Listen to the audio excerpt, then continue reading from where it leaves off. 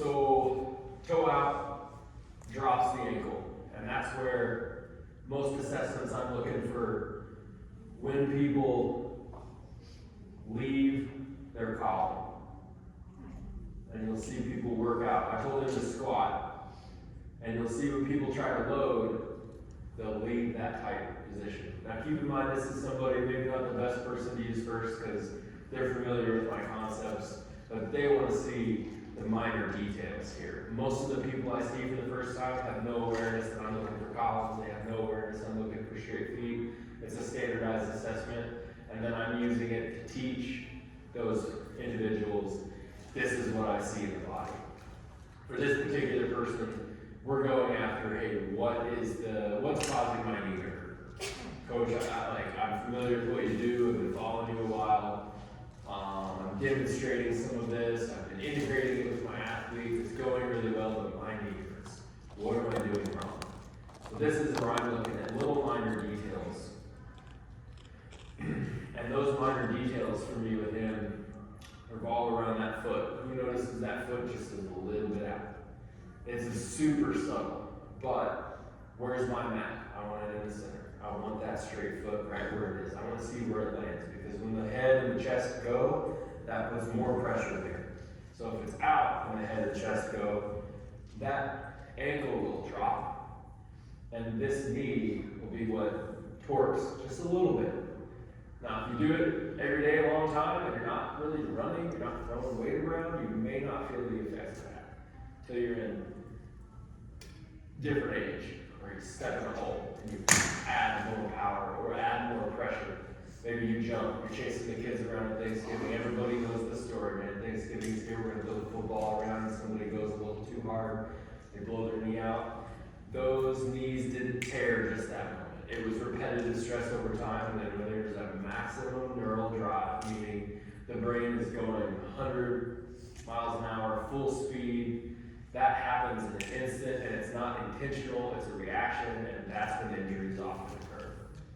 So my assessment is there ideally to proactively prevent these things from happening. 90% of the people I see, they've already been hurt, they've been through other problems, they have 3 other practitioners in their pocket, they've hired coaches, they've been doing training online, and it's not that they're not doing the work, it's just like, hey, I need to simplify this, what should I be working on? So, when I see an ankle drop and a knee go in, right here, when he descends in a squat, you see that little lean to the other side? It tells me that he's not going to come out of that right side. He's going to go over on the left side and come back up. So his descent falls, and then when it's time to stand up, he's not in a strong position on that right side, so he's got to shift his weight over to the other side to get up. This particular person has been going after the right foot and trying to strengthen the right side because that is the side that hurts. My advice to him is, let's leave that side alone, because we got a beautiful left side over here. Let's work on getting better being over there. Because when you squat, man, you head right. And then when you stand up, you're going the other way. Sorry, I did that backwards. When you squat, he's going right. And when it's time to stand up, he leans over to the left. So I want him to be aware of that. And know that, hey, right side needs a little break. It's not like we got to go strengthen or go after that issue. We don't want to go after the problem with more weight, with more pressure. We want to teach people to get out of that pressure, get out of that issue. How can I get you where there's some relief in that side? So the squat tells me everything I need to know about someone's landing. The toe touch tells me everything, and this may be over your head here a little bit right out of the gate. Is it confusing? Columns, straight feet, squat is how we land, toe touch, heels up is how the body leaves the ground. It also tells me in the toe touch if somebody can actually achieve that. 90% of my people, their hands can't touch the ground. This is where every single human body is going to look different. I'm looking at the spine, I'm looking at if there's a nice curvature there. A lot of people will bend at the knee in order to touch a lot of people will bend at the knee to touch the ground. So it's kind of like a squat, not really like a full release. I'm looking for, can they get there? And can they get there? And do their feet have to move to repeat those things? Yeah, I don't want to table. I'm going to be up here a little bit. I'm going to demonstrate to you not just this assessment, but what I do. And that's the most important piece here is the little routines, the little exercises. Because all of these little routines and exercises are applicable to anybody. When it comes to performance at a high level, that's where you need like really a refined eye and really an idea like, hey, what exactly can I do? This is a person that's overtraining, meaning too much. It's not a incident of, hey, you're not doing the work. It's like you're doing it 9 times a day, teaching it, and now your body's breaking down, which means something's going wrong. For him, my advice to him, stop using the right side to demonstrate. He's going, oh, my right side's like my strong side, like well, your left side's your strong side. Your brain just likes the right side for whatever reason, so be intentional to use the left side in practice this week when you're demonstrating things. So that would be from a coach's standpoint. 90% of people aren't running around that much. We're in a desk. We're commuting an hour or 2 a day. We're in these positions that just compress and stress the body. So if I can get them more aware of, hey, this is where you suffer. Not everybody responds well to that assessment either. I don't always use it. Because if you don't like being filmed, and you want to, I have no volunteers, right? That's the thing. So I'm not going to go, well, since I didn't get your assessment, I can't really help you. I'm just going to go, hey, look, like, in reality, it's all going to be the same thing. We're going to do the same procedures early on, no matter, yes? I decided to humiliate myself and do it because I'd like to have that assessment. You want the assessment? Yeah, I'm bad enough that I'm. Now, I can't have you come up in a mindset that you're going to be humiliated. Yes. That is my deal with you. Can I use you a little later for what I'd like to do actually with you instead of a visual assessment? I might just say, hey, what are your issues? Okay. What can I help you with? And then I can demonstrate. Today, I want to take questions and demonstrate, hey, this is what I would do for that. Versus getting lost in the weeds. Because this is a 3-day training for me to really help you understand how to do an assessment. That is not my goal here. No, I'm already ordering. And it's like $9, so it's like, and Jeff Bezos gets most of it until I can get a platform. I just wanted to make sure I had something to deliver to all of you to be able to like take it over. Go ahead. Issues. How many? Oh, for me? Yeah. Well, okay, I'm gonna start with my age. I'm 82 years old. Okay. Got a girl? Yeah. There were some years in my life when my husband had a long time, really terrible case of Parkinson's disease. And I realized now probably doing things wrong, but I'd always been an exercise addict. And during those years, it was all I could do to keep everything together. And there were some other disasters, all of which have passed. And so I'm back and I'm really blessed because I run a little every day and I swim a lot. Cool. And I know that that's the luck of the gene pool plus, for the most part, I've taken care of myself as best I could. But I've just realized that there are little things, like especially I beat up my feet somehow. And every now and then I get a little back pain, but I know I'm lucky to have been through all that and to have come out as healthy as I seem to be. I have a doctor who says, well, dang it, you're gonna outlive me, so shut up. And I get these occasional neck pains, but really not much. But I also know, I don't know how to say this, well, I'm just an extremely clumsy person. I don't have good balance, and I never have. I'm flat-footed, and the choir teacher and the ballet teacher never wanted me. My feelings were hurt, but I couldn't sing and I couldn't dance, and so it's a balance issue. I don't know how to explain it, but I do have very bad balance. So I hear age can't help, Yeah. right? But But surely you can do something. back pain, neck pain, to me, same thing, right? The spine is even, and it's gonna, that pain is gonna move up and down. So there's days that there's pain in the low back, It's mostly right in here. Sometimes Mid-upper? in the low back. right here, Mid-back. mid, sometimes in the low, sometimes in the high spine. Yeah, but more the neck and the mid-back. So upper thoracic. Yeah, Were you here for the first session? yes. How'd you do with the breath work? With that expansive breath? Mostly good, but I got a little dizzy. So dizziness, something that is to be expected the first few times someone does that. Okay. Because remember we showed the blood flow, Yeah. the river of the blood? That could be a head rush, you're like, oh wow, like I'm back in an area I haven't been in for a while. So when I hear dizziness and that, a lot of times I'm like, oh no, don't do this anymore. It's like, hey, like, let's stick with that, because there's a positive reaction in my mind from that breath work.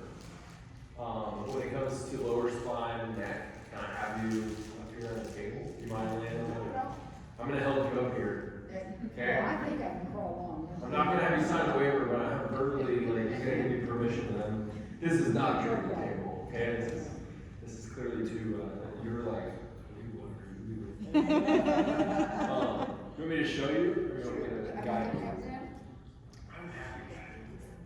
I'm gonna leave my boots on because I was in a hurry, and so I didn't put on socks. Ah, it's funny. Did your neighbors?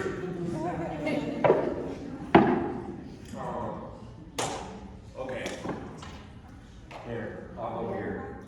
However you feel most You'll comfortable. probably need to push me a little, but I think I can. Feet that way and this way. Oh, yeah, that's right. The other thing, I will henceforth practice getting my feet straight. And that's gonna make a huge difference. Like if I did an assessment with you, talk about balance issues, we'd probably find that one foot has a tendency of turning out. And you've got a tendency of using the heel, both of them. That means, and that's, I look down and they'll both just look like that. and that's gonna, so what that's gonna create when both are like that is pressure right here. Versus if what I'm gonna take you through is closing the hips, which is gonna pull pressure down and away. Okay. Okay, and we're gonna release a little pressure here. So And I can touch my toes if you need. this is really assessment. You've seen it, you know what it is. Yeah, I saw what you did, so I thought I'd tell you. Go ahead and lay back, head all the way flat. If able. I'm able. Cody, Sweet. before you start, Huh? do you take into account whether they're left-handed or right-handed? Right. If an SUD is a brain disorder, then a left-handed person's brain functions differently than a right-handed person's brain.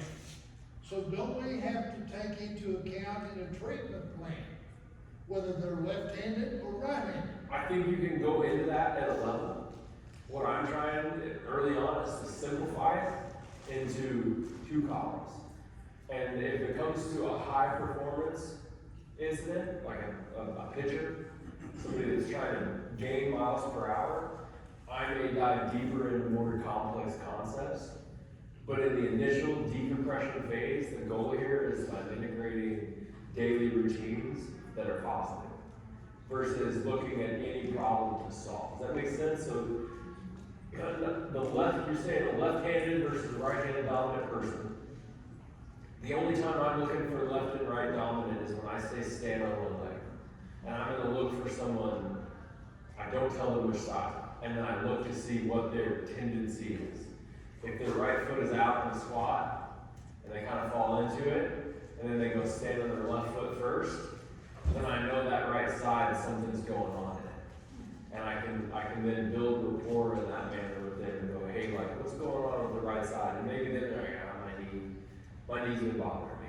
A lot of people don't tell you the truth on what's actually going on until you dig into the video part and help them understand that, hey, like, I'm looking at it as a system versus how would I integrate when left and right hand dominance is a factor for me, and I wouldn't look at that early on.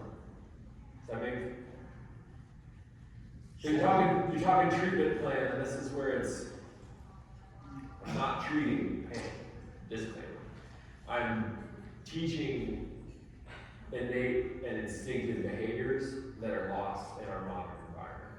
And when you start to re-ingrain them, you re-ingrain them in these patterns that I'm teaching. So it doesn't take account for if they're left or right hand dominant, unless we're working on a skill, and that requires all of this as a baseline and a foundation before we work into that skill-based acquisition. Does that make sense? Yes, but I can tell you, my left side got drunk faster than my right side. Yeah? Yeah. Yeah. Well, I'm trying to think like, how are you doing? Okay. I switch your bar stool? I don't know, like,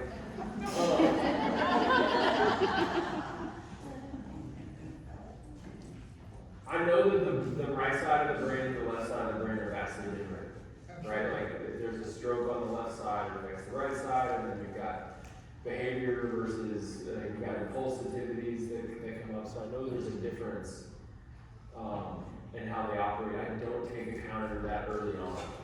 That would be a much more advanced application of this versus I'm looking at 2 symmetrical columns for balance and symmetry, and then addressing those imbalances or asymmetries, addressing them and just saying, hey, like, are you aware of it? Like, you're hyper aware of these things. A lot of people are able to, they're hard to work with too. If I have a physical therapist that knows a lot about the body, and I'm telling them, hey, forget the names of the muscles and don't think about it, that's very difficult for them.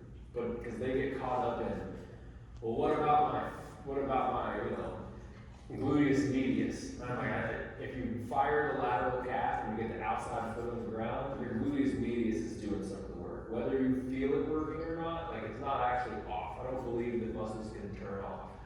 I think in the therapy world, we get hung up in the root cause is a muscle versus, to me, the root cause is you and I live in an environment that is the root cause of a lot of our issues. So we have to fight back somehow.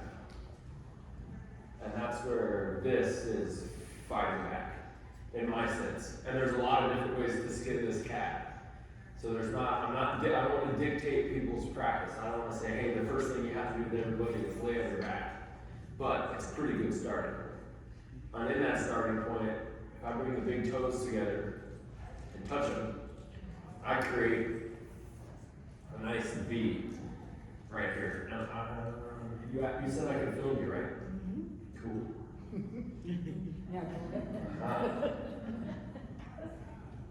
All right, so big toes are together and heels are apart. Creates a 45-degree angle. If we want to get really technical, it would be the optimal. I'm going to bring the knees up slightly. Oh. Too much. I want the knees about the rib cage. And what that creates is a little bit of space back here. So a little bit of bend behind the leg.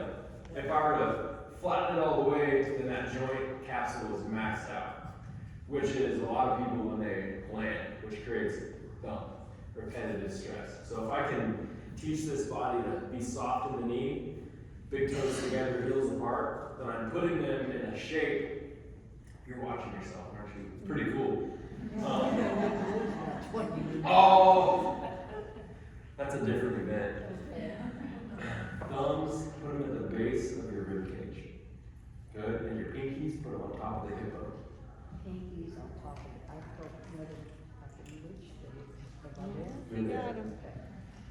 And if you miss it just by a little bit, session 1, right? Like, if we go through this 4 or 5 times, I start to look for, hey, what can we really improve on next?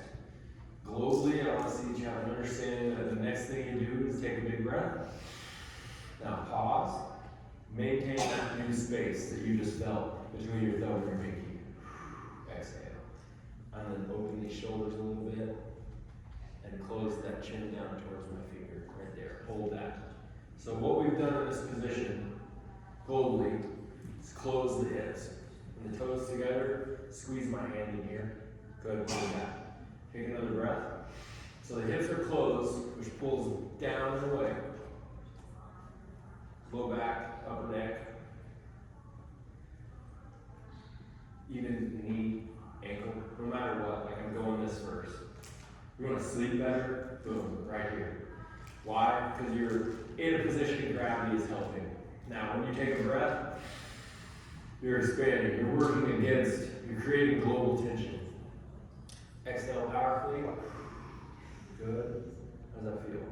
Good. Good? Except that there's a slight pain in my lower back. It's not bad. I mean, it's more of a stress than a pain, I would say. So we're just gonna breathe in this position. Let me know if there's a difference if you point the toes towards your nose. Good? Much better. Much better. What we did there is we added a pull because when I bend the toes, it pulls pressure down through the back of the leg. And that pulls, that would be like if I actually pull, right? But you're the one doing the pulling. Because when you close the hips together, all the musculature that attaches to the inside of the pelvis engages. And when you point the toes towards the nose, that lengthens the rest of that chain. Which feels great. Feels great. And that's the point here. I think. Yes. Yes, feels great. Open the shoulders. We're going to add a little more. We talk about mid-back, okay, and neck. This is where we target the neck. If I look at the elbow and the shoulder, there's a bone. And that bone points to what I'm targeting. So if I want lower, see that line? If I want higher, right here. So you're in a position where this is pulling down from back here. I want you to bring the hands up, all the way up. Pause right there, take a breath. Good, exhale, slowly come back down. Go back up. And the slower and more methodical you do this, the more muscle, the more tissue you're going to recruit. Now, if I use momentum, if I'm pinched and I use speed to get there, anybody ever looked real quick and get the hot feeling? You already had a pinched nerve there. It was the movement that happened quick and involuntarily that really gave you that ouch. Now, after that ouch, you got to reset. So this is a position that kind of like teaches the brain and the body, it's okay, we're trying to calm things down, right? This isn't going to make you a faster runner, but it is the preparatory work to make you a faster runner, or it is the preparatory work to try to get the spine to remove some of the tension that creates pain. When I hear pain in the spine, I think, shoot, you and I live in the same world. There are a lot of people that have it, that same compression, they may not feel that same pain. A2, caregiver, Parkinson's, I imagine you were doing transfer training. I was 25 pounds heavier. And heavy stress, Yeah. all of that builds up in the body and you hold it.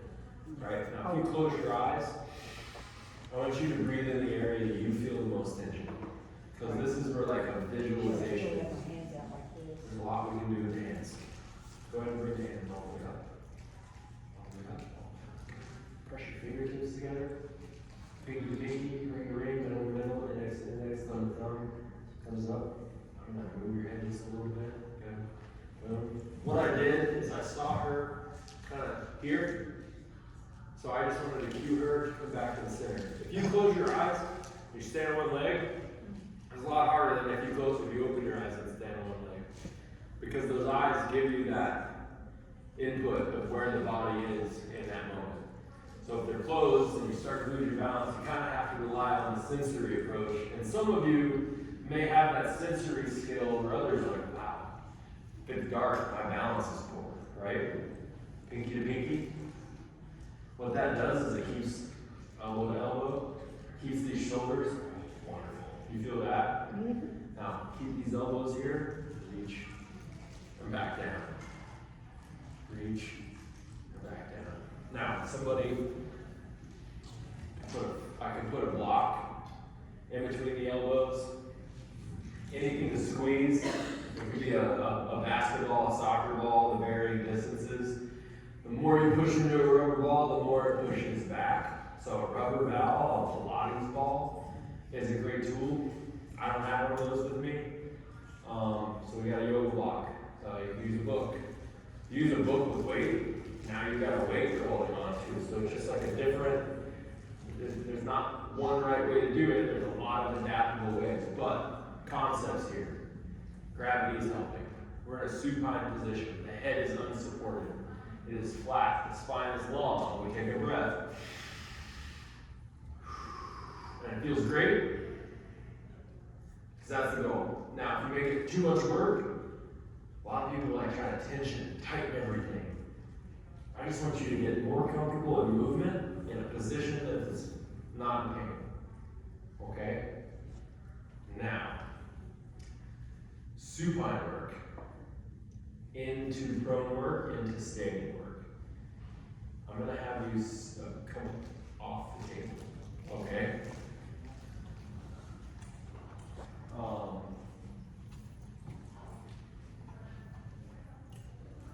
Yes. Okay, now, same thing we just did. Straight feet, toes together. Sit your butt back on the table a little bit. Walk the feet out. Okay, raise the heels. Lean forward. Reach one hand. Just one hand. Yeah, that's all right. Deep breath. Try to hit that same position. Eyes for the, see the exit side? Mm-hmm. See this trim? Mm-hmm. Eyes right on that trim. I normally say wall where the wall meets the ceiling, but the wall is 60, probably 40. That's an exaggeration for sure. Pinkies, index, middle, thumb, boom. Tuck the chin a little bit. Reach up. Now lean your rib cage towards me. Keep going. Keep going. I think that's as far as I can go. Okay, sweet. Big breath. Get as tall as you can. Eyes open. Good. What does this feel like? Nothing. Harder than that, right? Because now gravity is pulling down on you. Slowly bring the hands down. Good. Now, back to our position. Open the shoulders. Take one step forward. Good. Same thing. Good. Boom. Back down. Take another step forward. Same foot? Same foot. Other foot. Okay, so, yeah, nice. Maybe just a little more forward this left side. Okay, so this would be a split stance position. We've got supine, laying on our back. We've got standing, and we've got split stance. Split stance gives me the ability, if I want to, turn towards me, just the upper body. Good. What does that feel like? It's a nice pull on my waist. And then this back hip is what we're actually lengthening here. So if I keep this hand high, bring this elbow down, what's that feel like? Nice. And put all the pressure in the left foot. All right. And that's where, and rib cage forward, other forward. Other- Take your hip back. Good. Wonderful. And then don't lock out the knee. Good. Okay. Wobbly. A little wobbly. This challenges her in a single pivot point in that left foot, and it gives her the right side still to balance back there. And that wobbly is a reaction response. That reaction response is what I want to induce. Go ahead and relax. Take another step. Go for a short walk. Okay, so Come back. in reality, you could have done all of that in 2 separate sessions and it would take 40 seconds max. But just being intentional and getting through that, okay? If you're doing it more often throughout the day, it starts to stick. That make sense? Mm-hmm. How I do you would feel? have to, I feel good. When I was on my back, I did notice that I was stressing on my left side more than my right. Okay. A little bit. And then you just kind of made the correction? Or, like I say. so when you get into the split stance work, Yeah. you do the other side, and then you get it back and forth. Okay. I feel like Frankenstein. Well, loosen up, have a good time. This is a thing, okay? Okay. The church of the funny walkers all of a sudden, like, am I doing it right, Cody? Like, hey, Or maybe a vampire. hey, make it fun, man. You know, Michael Jackson. But that could be fun, right? And then it's fun, and then it sticks, and then you're more like, likely to do it. But the supine work, Yeah, into the standing work, I skipped some steps, and I'm gonna demonstrate those steps for people today. okay, Instead of taking you all the way through it and having to yeah, make all the little corrections, because that can take 2 hours sometimes when it comes to this. But I want to show you what I'm going to do, okay? am I still up here? You can be up here, you can interact, you can continue to do, anybody can like practice these things. If you want to get rid of the chairs and have your own space on the ground, do it. I won't think anything of it, like I would love to see that, honestly. I'm going to show you what you missed, what I didn't take you through. Okay, Okay, so we didn't do prone work. Why? Because this is I don't have enough support here to put somebody new on it. okay, My hands, my elbows, my knees, and my feet are all touching. If I pressure all of those, it'll look like this. If I only do 6 points, I'm going to remove the elbows. Okay? This on a mattress or on a safe place, what's this look like? Kids, crawl, okay, because the crawl is exactly the split stance that I just got you in, it's just the standing version. So to get to the crawl, I'm just gonna rock forward and back first and foremost. Okay? The other thing I wanna be mindful of is foot pressure. The outside of my foot, I'm gonna actively push it into the floor. Not forcing it, just adding a little. What that does is it pulls through here, pulls through here. Knees, if they're wide, that's the squat. If they're narrow, that's the toe touch. So I don't want narrow knees with my butt back. I would want narrow knees with everything long, which is the supine decompression first. The rocker, knees either under the hip or a little wider. Big toes together if they can get there. The focus here is the ankle opens.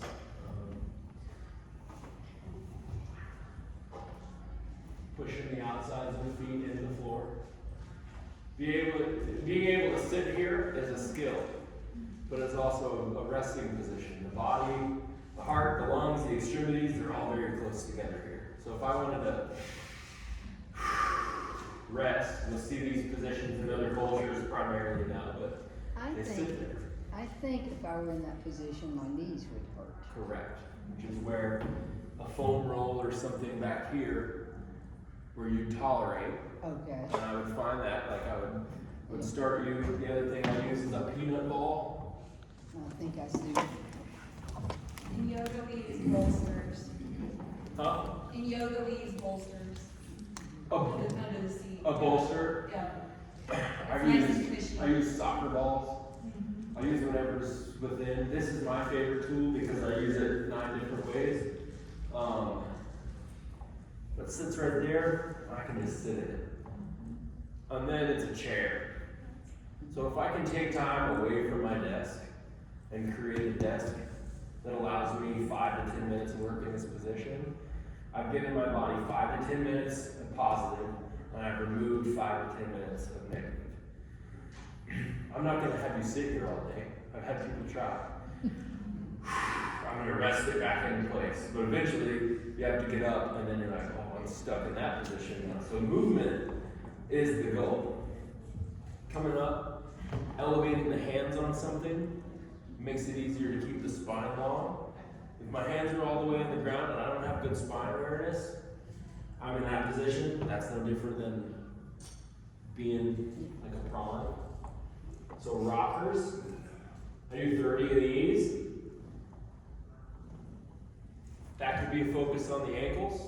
That could be a focus on the hips. That could be a focus on the shoulders. The rockers will look the same, but my intention is going to be different. So I'm actively like applying pressure into the hands or actively applying pressure into the feet and taking people through these positions. Why? Because they're familiar to the human brain. If you've had a kid, before they walk and crawl, they like figure out that the car goes drive, reverse, drive, reverse. Who's got kids that push the up, down on the window? Don't do that. My grandson. Can't help it, right? The rocker is that. It's also the squat. It's the same hip focus. So if I have someone, the foot and the ankle, not steady, there's lots of loss of balance. I'm not going to give them the split stance work for homework, or I get a call in 2 days. You know what I mean? I'm going to give them something that they can lose their balance safely in. The other piece here is pool.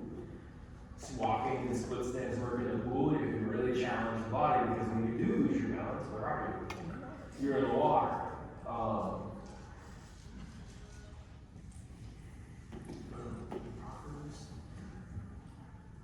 This is great for shoulder and neck. I'm going to take the elbows in. I'm going to push the ball out. I'm going to take the hips back. What that does, it pulls the spine. And then I'm going to come up. Out of it. Into it. Out of it. Into it. Now you can do that standing with your hands on the back of the chair. Standing tall. Hips back. Standing tall. Hips back. Take a breath.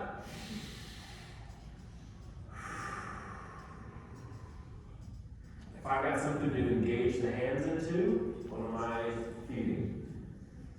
Shoulder, back of the neck. And out. I never do shoulder and hips at the same time. I try not to, because there's too many moving pieces with that. Maybe I stick this out and just do the hips.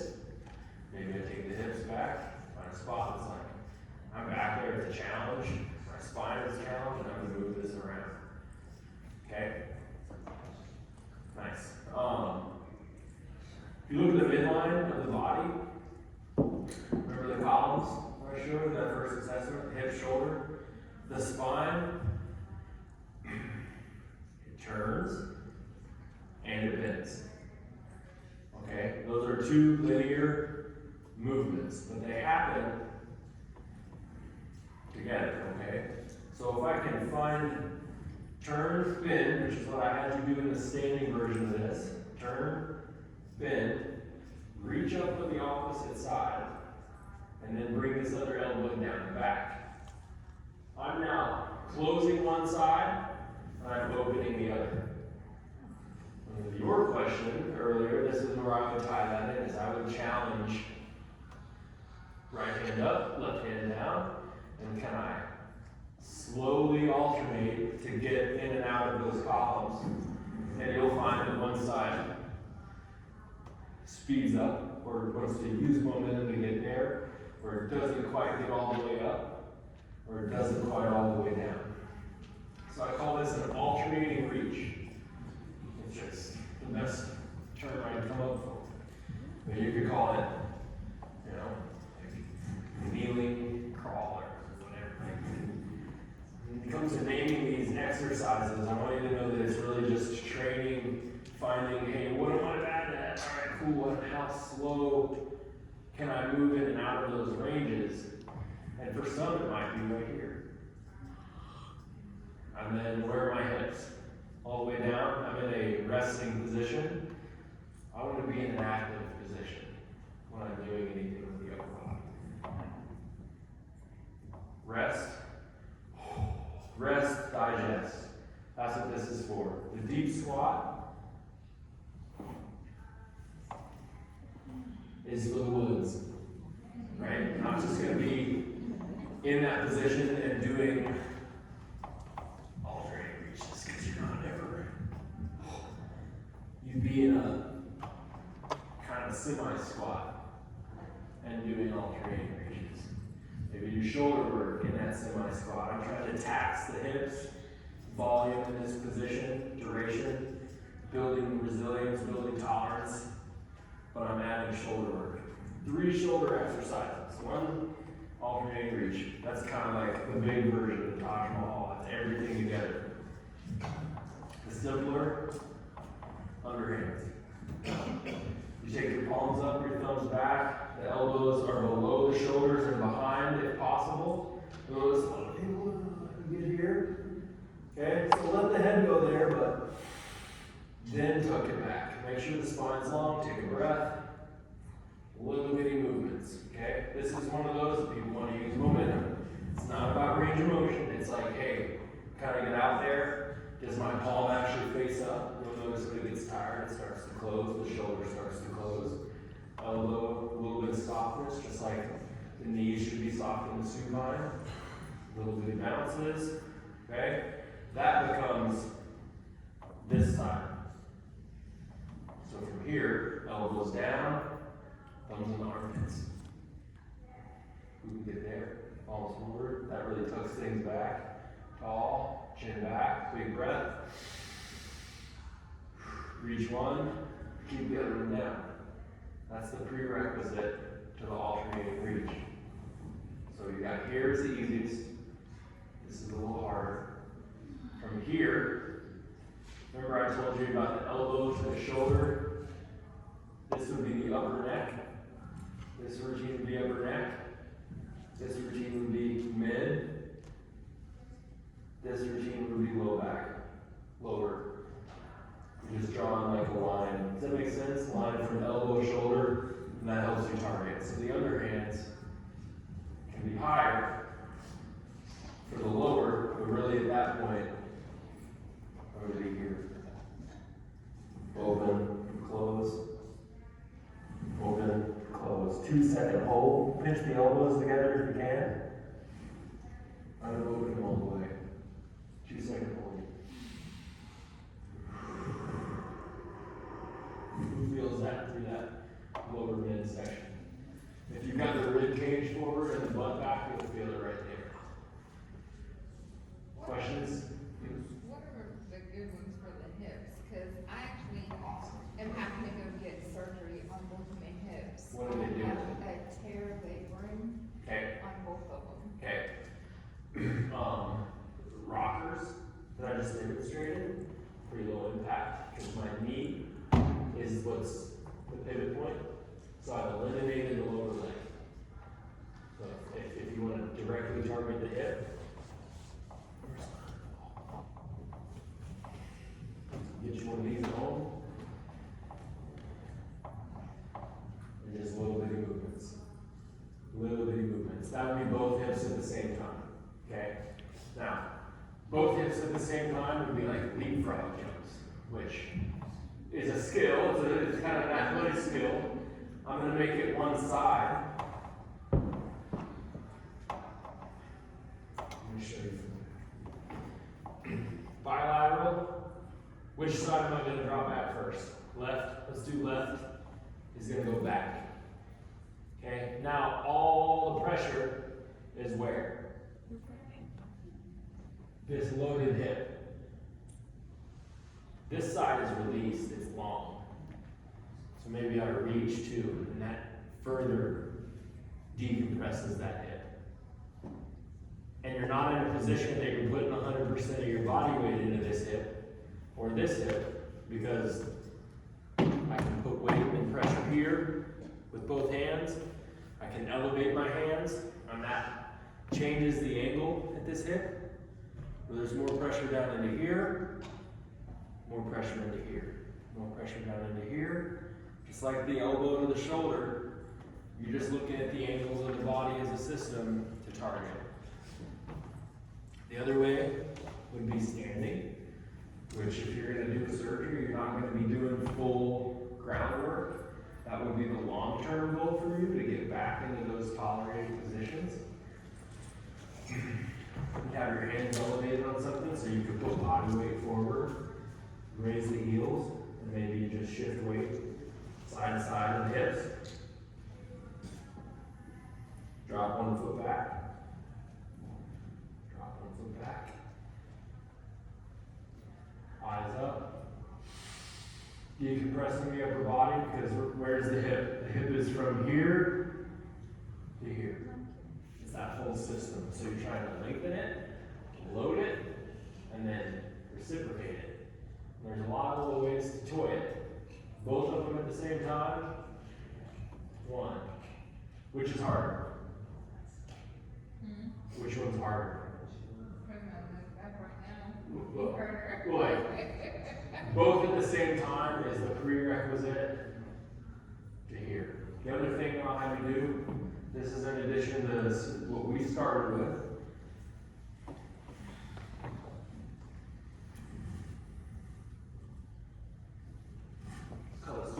shin tracer. Oh, Did everybody get nice. that? These are so This is all in nice. that course.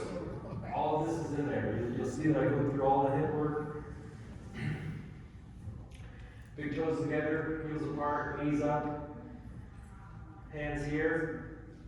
Once I do a couple of these, when I know everything's long, I'm gonna take my heel and trace it up the inside of the shin. I'm gonna take this to the inside of the thigh, above the knee. I'm gonna push the thigh into that. And what I'm getting is an engagement of this back upper part of the hip. And then I'll extend it. And now I'm challenging the hamstring. And then I'm gonna do an ankle work. And now I'm working the whole leg in a position where I'm working against gravity, but the upper part of my body is See? on the back. So I'm not putting 100% of the body weight into the hip, but I'm working it in the same range when I would. That would be a challenge back here. So this was what I call open chain, meaning it isn't closed. As soon as the foot touches the ground, it's a closed chain, which means it's weight bearing. I want to get good at open chain work, so I know that it at least has control before I expect it to load. With a labral tear, true baseball players, there's a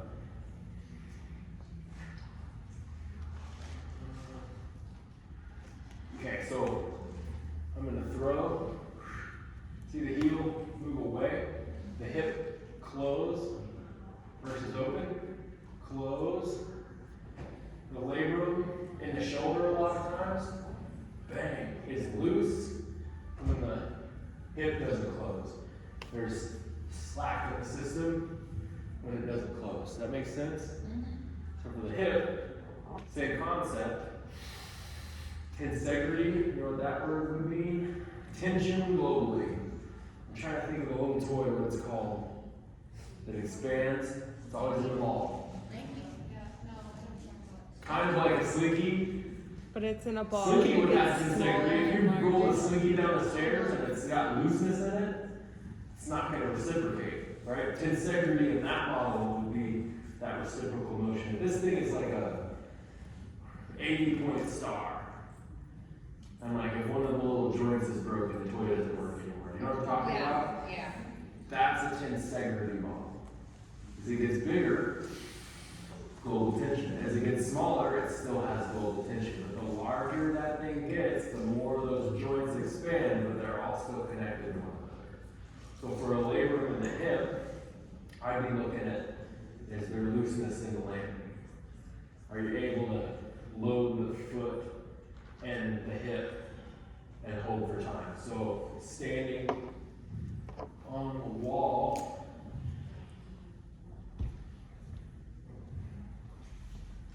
standing on the wall, my butt's on the wall, my heels are up, and my body's long. And I'm loading and holding that tension in the hip, and I'm just taking the rib cage and put it back. That challenges the hip, and it forces that to suck up into the socket. Now, fluid in the joint is called synovial fluid. Everybody familiar with that term? If it's a joint that's not used a lot, it gets dry. So if you're like, oh sweet, I haven't thrown a ball in 8 months, but the Rockies called, this is my chance. What's gonna happen to my arm when I go 100%? When you get sore. Oh yeah, and that's where and then that soreness becomes a compensatory pattern. That compensatory pattern is what becomes that repetitive stressor, which a lot of times can get in the labor. So you take into account the chair. We sit in a position that's as far back as we get into the rocker ever. If we're in a 90-degree chair. If I get further back, that's a foreign range for my brain and body. So that's where rockers and you can tolerate them, are really, they look super simple, but they're one of the best things you can possibly do, because the more I do that, the more fluid I secrete in that joint. And the more it gets hydrated.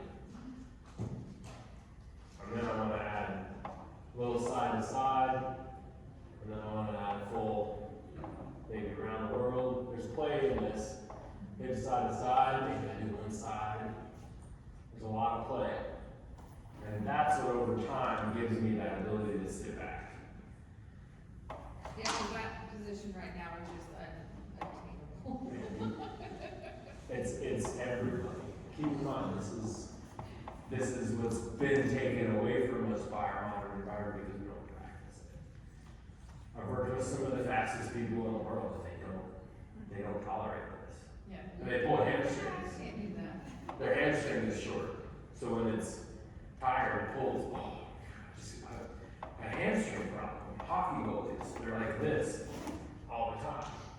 So you put them in this position, they're like, oh, I can't get there, because their whole sport is knee down, Yeah. right?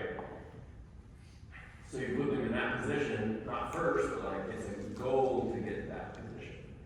A goal to be able to rest posturally, which requires tensegrity model, supine decompression first. It's the easiest way to start. It's like the most low impact, least risk. When you start getting into this, toes untucked, I've been teaching so far. Right? Now if I tuck the toes, push the hips back, that's the deep squat. So in order to get that back, once I get good at these, I can tuck the toes and get good at them with the toes tucked. If that's hard, maybe I lift the knees and slowly lower, because that opens up the front of the ankle. And that front of the ankle has to be open before I can ever load it. So you go, okay, I'm going to do ankle work, which requires me to do the open chain first to make sure I've even got control of that range. And then I'll load it. Maybe I just load one side, load the other side, load both sides. Squat, slow on the way down. Squat. Now, after this, where do I go from here?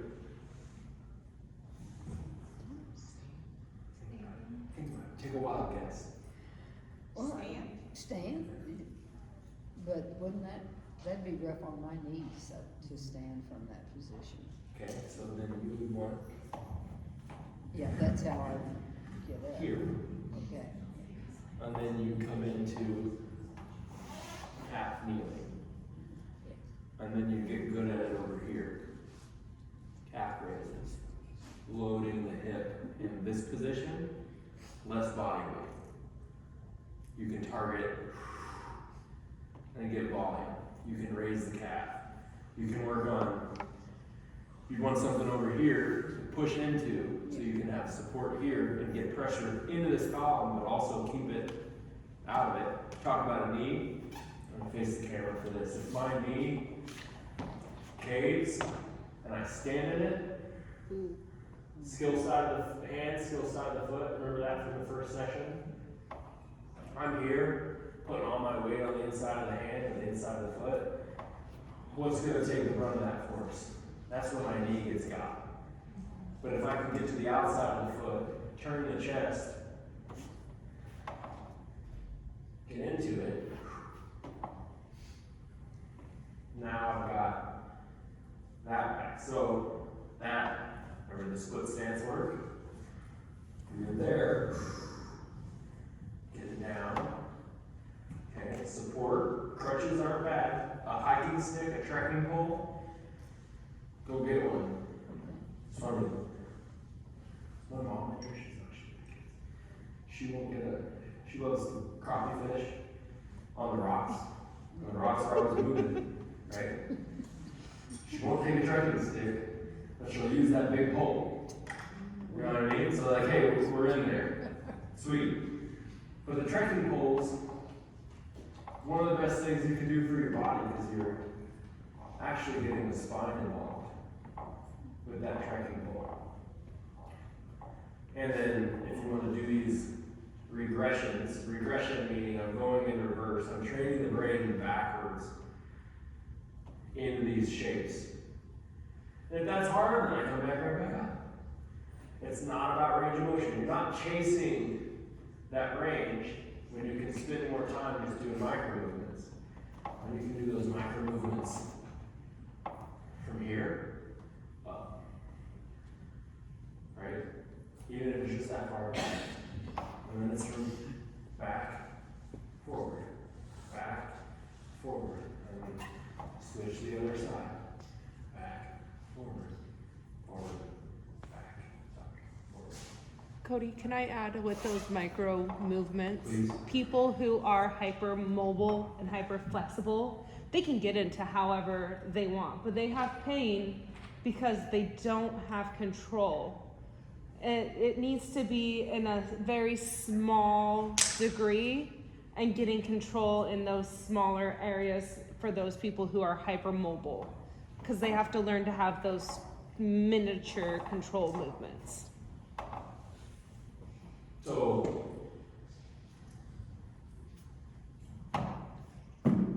in that book, in the course, the squat to hinge flow is like the global flow that I want everybody to master over time, because it's full squat and it's the full hinge. And if you can get from full squat to a full hinge, even if it's just here, or with your hands on it, even if it's just here, okay? Then over time, you got the full squat, you got the full toe touch. Remember the assessment? Why do I look at the toe touch? Because I want to see if you can get long through the hips without compensating in the spine, without compensating in the knees. And if you do compensate the knees, then I'm going to start you here and just say, hey, hips back, hips back, hips back, hips back. And holy cow, my hammies are tight, right? Why? Sit in a chair. We never get the full length in that hamstring to get into a deep squat. So it's not always about chasing the same position. It's about, hey, does the opposite and adjacent position work? Or am I going to get lost there? If I can't get here, I'm not going to get here. So my range is going to look smaller. Make sense? Yes, ma'am. Okay, first of all, so you're on your tippy toes there, number one. Number two, before somebody should attempt this, do you need to know our medical history to make sure we're not accidentally hurting ourselves? Supine decompression first. Everybody should be able to lay down with their back on the ground. Period. When it comes into this squat to hinge flow and things, you need to be confident that you're not going to hurt that person. No, not for that person, I mean for myself. For yourself, you need to take, so this is where, can I see my checklist? Good question. Because I'm demonstrating a lot of this, but number one, I'm going to put it on the, I have this. Great question.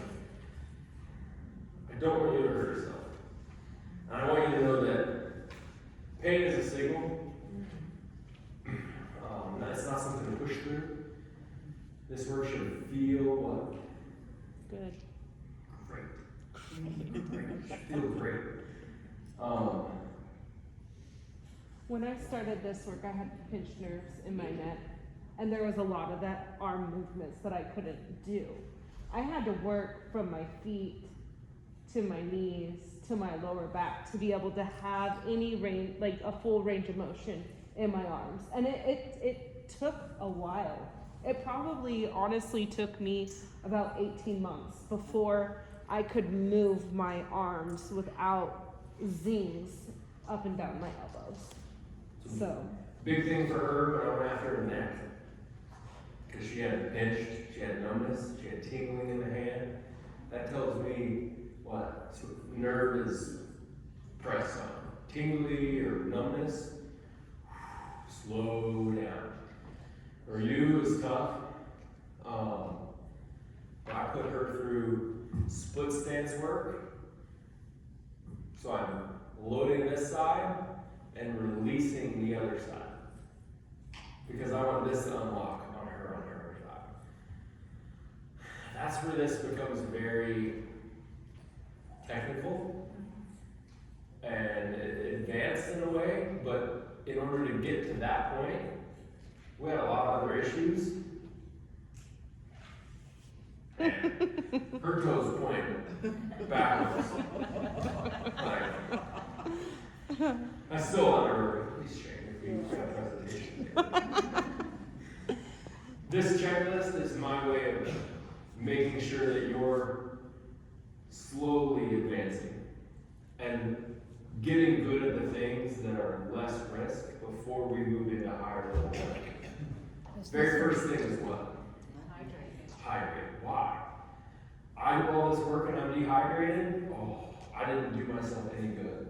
I did the work, I put in the effort, but I actually just stretched out tissues that don't have the appropriate nutrient or hydration to tolerate that length. If you're ever dehydrated, you'll feel like that tiredness or that tightness, right? Like pain can come and go in a different, like it sounds great, but have less water, right? You know what I mean? Like, but proactively. Once you're dehydrated, you're playing catch up. So number one, yes. I was just gonna tell you something. I went to my doctor and told him, okay, this is it, I've got dementia. And he said, well, what makes you think you have dementia? I said, well, I just cannot remember anything. I was trying to think of a word, it won't come. He said, well, I don't think you have dementia, but it would help if you would hydrate. And I bet he's gonna tell me coffee doesn't count. And he did. Coffee And it counts, helped him. but you're gonna pee this water out faster. Yeah.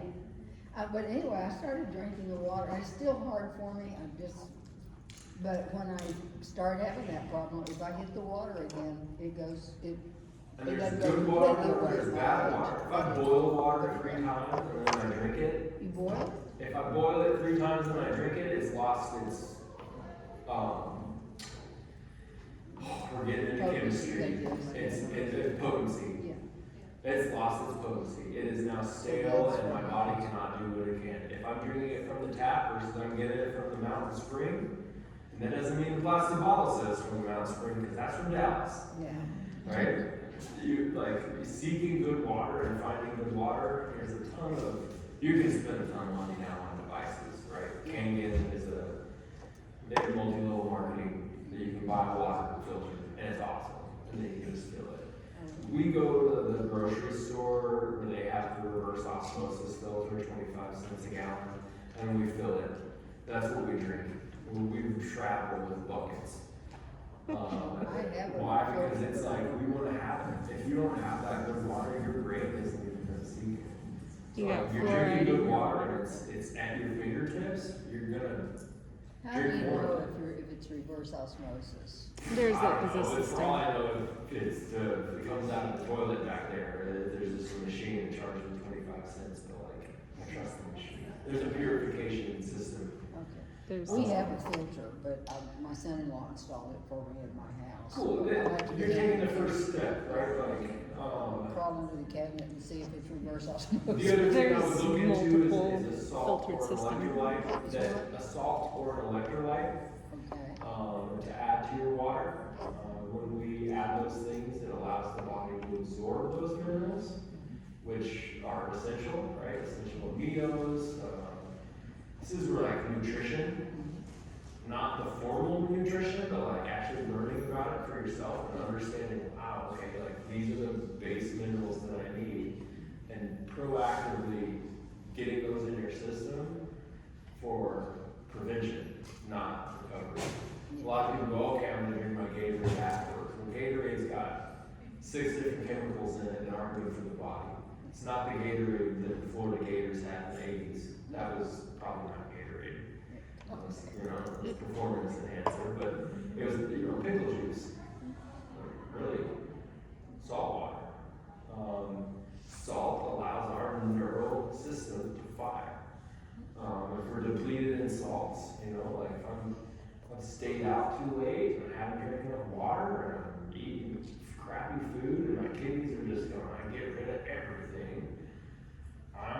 not gonna benefit from doing a ton of this to sweat, but I will benefit from doing maybe a few reps, maybe the breath work, but I have to do what first? Hydrate early and often. So super hard to do with 32 ounces in the morning before 10 a.m. If you do that, you're having a good day. 32 ounces 32 in the ounces morning. in the morning. Then you're having a good day. Whoa. I'll drink One of whatever these. coffee cup I'm gonna use. I'll just drink water before I have coffee, and then I'll have some more water before 10 a.m. So before you have the coffee, you drink a cup of water. I- That's equivalent to it. I have chosen to do that, and that just kicks off my hydration. I feel better, and I feel like I'm more easily able to drink water. I've also noticed drinking water with a straw is way more easy than just drinking it out of a Just cup get for it some over reason. with. Yep. Coconut water is great too. If you like teas, use distilled water because the distilled water will absorb more of the minerals out of the teas. And tea does count as water. Green tea actually will count as greens. So, yep, Teas. There's recovery So teas. teas are teas are wonderful. Athlete's Apothecary is a friend of mine. It's his tea brand. Athlete's Apothecary. He's the goalie. He was the goalie for the LA Kings last year. He's like 34. He's still in the NHL as a goalie, which is, that's old. Okay, so those guys are broken by the Yeah. lot of reps. And they're on ice. You know, like most of their bodies are broke, but he drinks a lot of tea because you're gonna drink water, but what else can I put in it? How can I boost it? That's how I see all this work. How can you boost your time? How efficient are you? This quickly turns into a 3-hour warm up in an athletic world, and that's not what I want to do because they already have way too much on their plate. You and I already have way too much in our day. How can I simplify? Standing decompression, rockers, and then being aware that, hey, my foot needs to be straight, the heel needs to be off the ground. You mentioned tippy toes, and I want to touch on that because tippy toes, minus about 20 degrees, and it'll actually put you in the pad. There's a crease in the foot. There's a crease from the second toe to the fifth toe. Right there. And that crease, you see that wear pattern? That's where you should be. Okay? What that does, let me show you.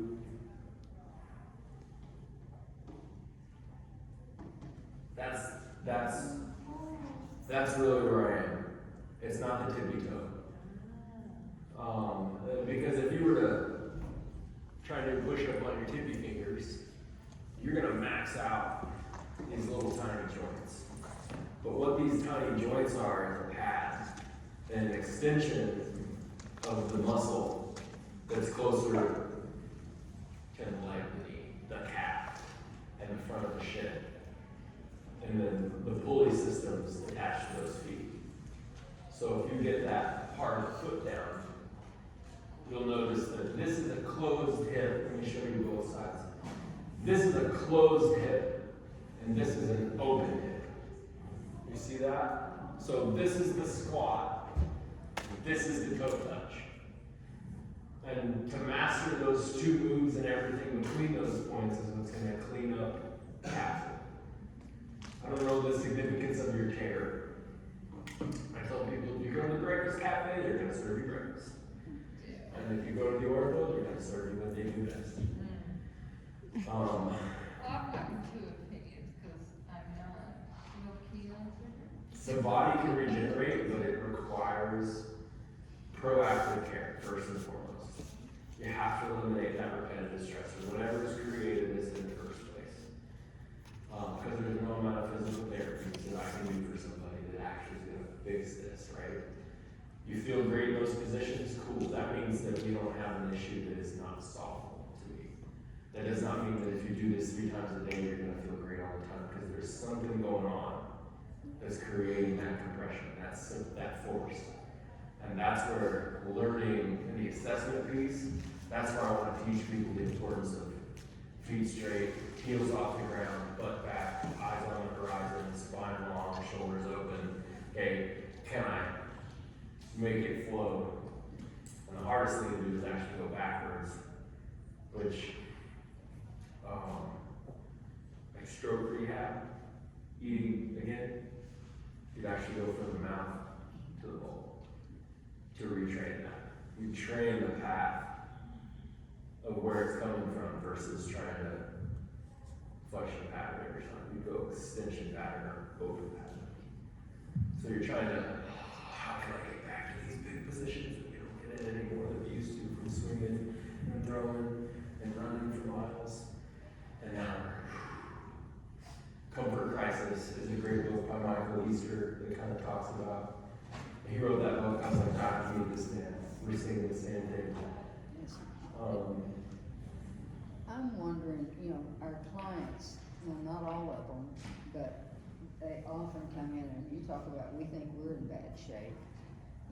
Years of smoking weed and watching TV or worse yet, they can come in and you're just, their bodies are in terrible shape. Yes. I was just thinking if there was some short little 5-minute session you could start a group with that without endangering yourself with a lawsuit for, Very doable. Like the first session I did, Sitting, skating, breathing. decompression, decompression. Yeah, I don't touch a lot of the neck or shoulder work. yeah, Normally they show up, hey, my neck kind of hurts. Can you help with that? Sweet. Let's work on the details of that pattern for yeah. Pain, Just but like- anything to give them some 100%. sense of feeling. Hydrate early and often. So here's what I would do. I do those. I call it a movement minute. Movement minute looks a little different every time I do it. It's a movement minute. You're gonna come in, we're gonna spend 10 minutes, right? Like 5 minutes. Yeah. This was designed for tech, people that are software developers. Yes. They're at a computer, they got EMF in their brain, they got stress, they're looking at 3 screens, they haven't done anything in a while, the code might delete, and then end of the world in their mind, right? How do I get them more proactive and less apt to make a mistake? We need to take a minute to decompress, midday. Yeah. Not recovery after work, but like midday, take a break, what are we gonna do?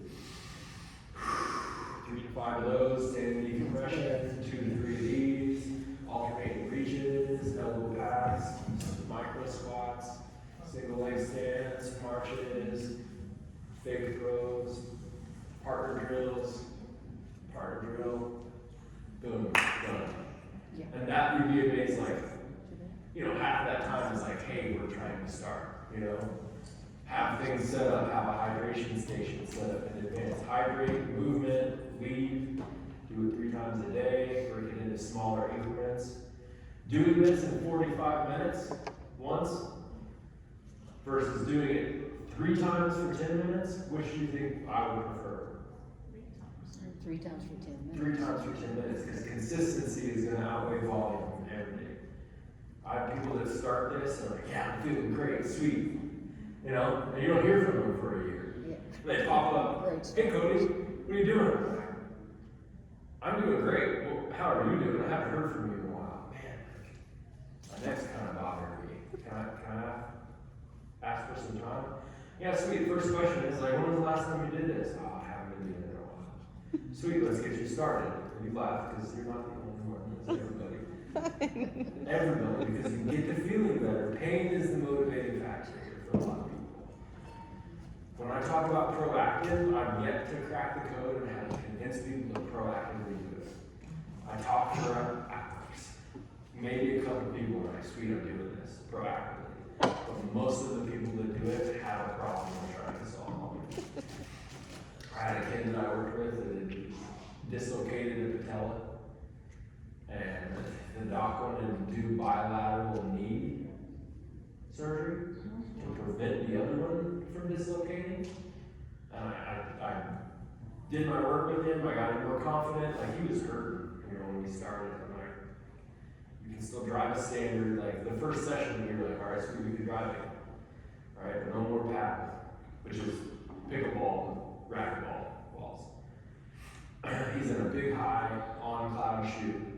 So I explained to him like, man, like you can't pivot you can't find the outside of the foot in a big tall shoe. You're just gonna tip over the edge. And then when the hip closes the other way, your foot's tipped over the edge, that's why you can tell it dislocated. But it popped back in place, it isn't torn. So let's take a proactive, like conservative approach here and see if you do better. 3 sessions, you're feeling great, right? And I have to ask, hey, if I showed up, you don't know me, but if I showed up and said, hey man, I see a little something, your knee might get hurt later. And what would you have told me? He goes, I just said, I look great. Don't need you, right? So that's where it's like, it's hard. But if you have the ability to put it in a program, Yeah. which is where I enjoy speaking with people like yourself, because you can put this in a program and say, hey, we're gonna integrate it. Just decompress a couple times. A lot of people are quick and go, is this yoga class?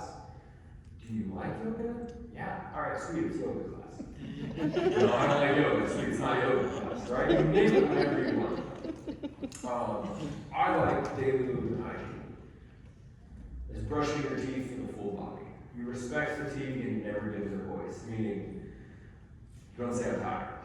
That's one of my little base, like, I don't get tired. I want that mental aspect. I don't get tired. Now, if you hurt, I need to know, but I don't get tired. No, I'm not tired. I just keep going.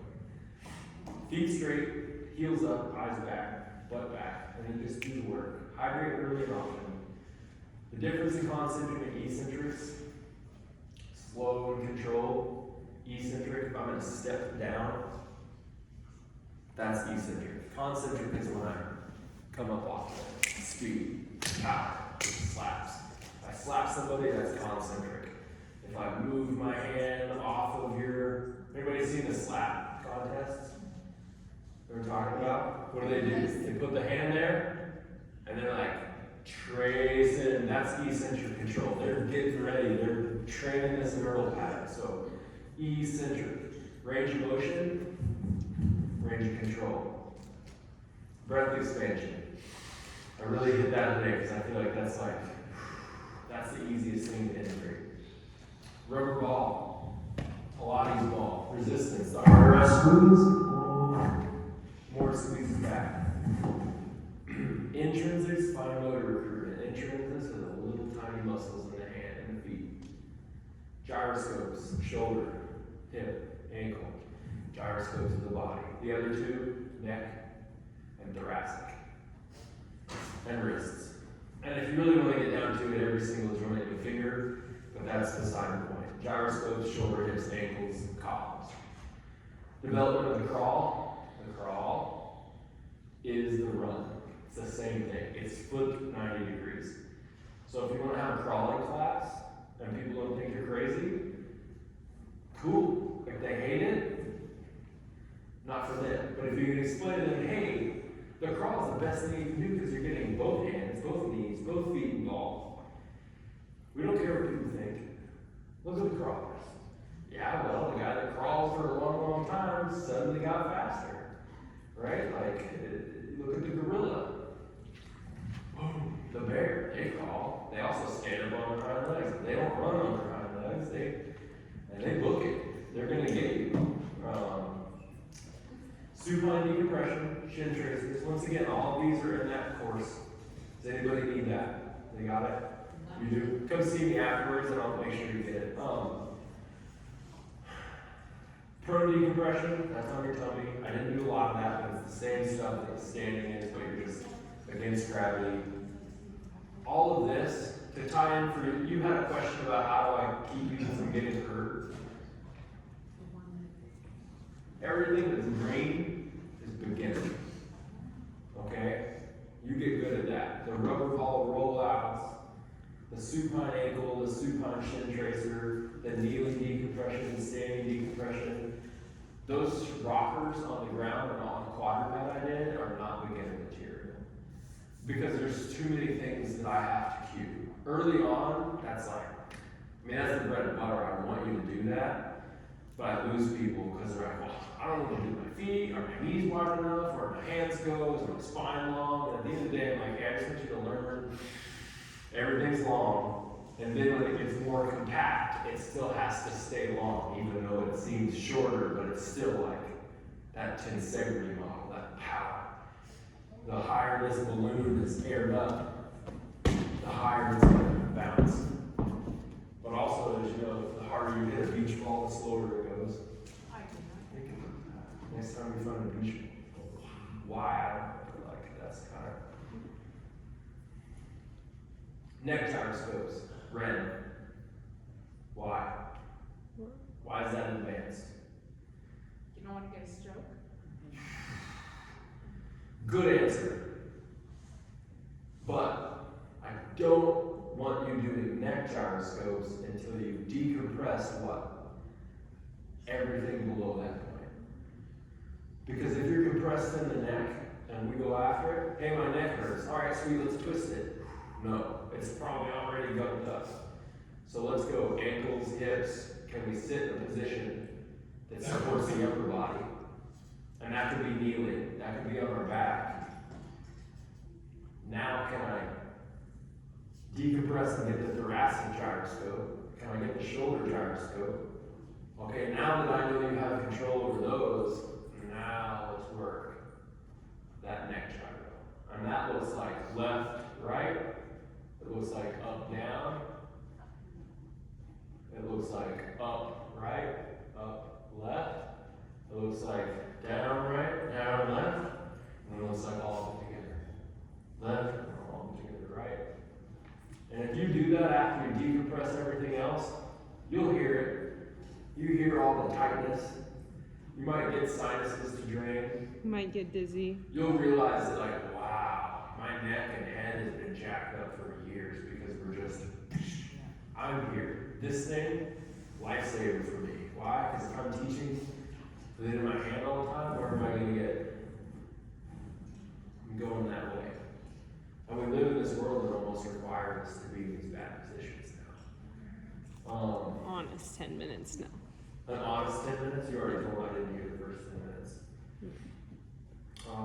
Loaded isometrics, isokinetics, like this is where this program turns into a complete performance program, but for all of you, what I want you to take away from it is that it's a decompression program.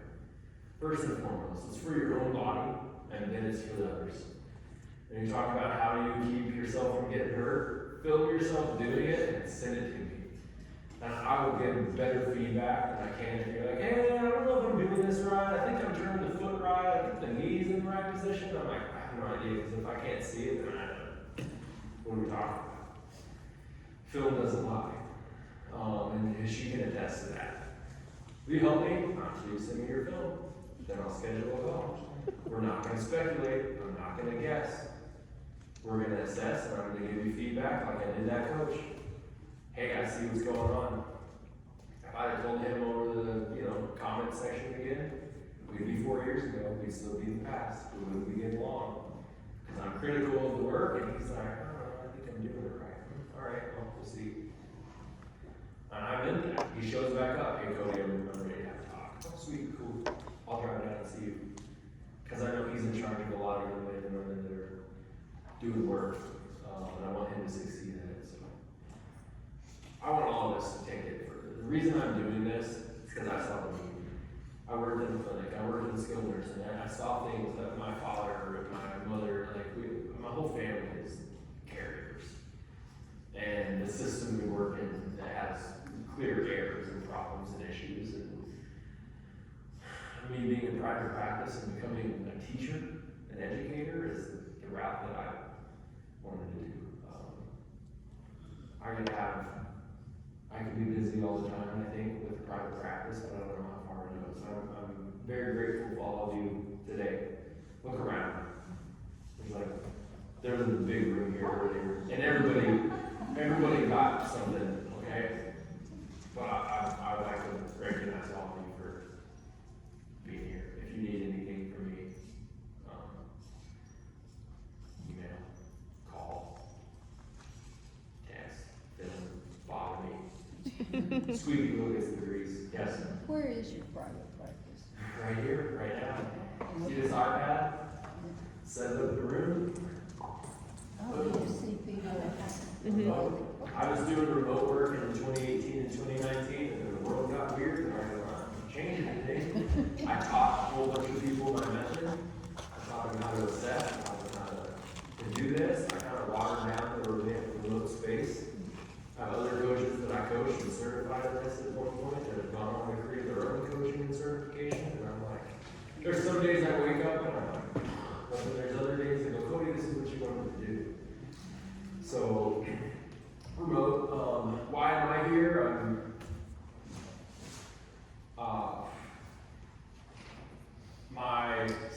Mel is the director, Alexis. She and I Lacey and I did a conference in Utah. Like I said, she's got a background in this, so I'm like, I didn't foresee that I would meet with substance abuse counselors in, until like a year and a half ago. And I did a presentation and I was tearful after it. I had 200 people that were like all of you, like, I want to know more. I'm like, sweet. I had to fight with physical therapists to listen. We're overly educated in our field. We're taught more than a lot of us don't. And I speak on that. I'm not afraid to say, sounds like BS. Show me on film. Show me when a baby does that. Show me when a tiger does that. Because I think there's a design in an A shape. And I don't think that you have to be a doctor to teach people to get well. I think that everybody can, starting with our own selves, because nobody's coming to see you. Well, usually we're seeing the doctor after years of not living well. 100%. Mm-hmm. And then it's sick care. Yeah. Yep, 100%. Doctors don't make money. Are you gonna be Yeah. doing this tomorrow also? I'm not scheduled to do this tomorrow. Like I said, pester me. I can do it anytime. If you know somebody that needs it, we'll work something out. I would help. I mean, I need it. 100%. What I'd ask for you to do is, if you're able to, is go through the course that I shared. Do you have that? I need you to come up for sure. Do you have the course that I shared in the first one, the QR code? No. Come up here with her and I'm gonna make sure that you two know how to do it. It's a self-guided lesson approach. I say to do that first because I want you to just show me do your homework, and then there's a baseline where you understand what I'm doing. If you can. Is that when you? Yeah. Oh yeah, we're like, we're not even gonna, we got a time. That works. Oh man, he could stay here for hours and hours. He would just, Yes, it will. I need to add 36 pages, but I have them, I just haven't finished, and then it'll be maybe. a what? He might, Cody, do you have a card with you? Card? I left I mine. have, here, take pictures of that. I have 2 copies. Yep. I mean, I'm not gonna. Oh, you can scan that QR code too. I That- did. I'm not criticizing because I don't have one right now. I just don't even know. He has mine for moccasins. I'm so excited about Okay, that. that's pretty You can funny. take that for it. Thank you. You might write moccasins on That's the why. back. Once it goes in my pocket, You're probably gonna get a lot. Hand that to me. I'm gonna add it to your home screen. I just, well, I've always been interested in Yeah, just so you know, I'm the one on the card, I'm not playing this moccasins. You can get us, You can write that off. It's my case doctor. Used to make moccasins, but he's just not able to anymore. Yeah, we're organizing a training for our community to teach their make them. Do you know when you're gonna? Can I be involved in that? Yeah, you can, not yet, we're waiting on all of our supplies to get here, and I didn't wanna make any dates until we have all of our supplies, because we've got some and we have to send back. Yeah, So, thank you. We'll be doing that course. We got some things that we plan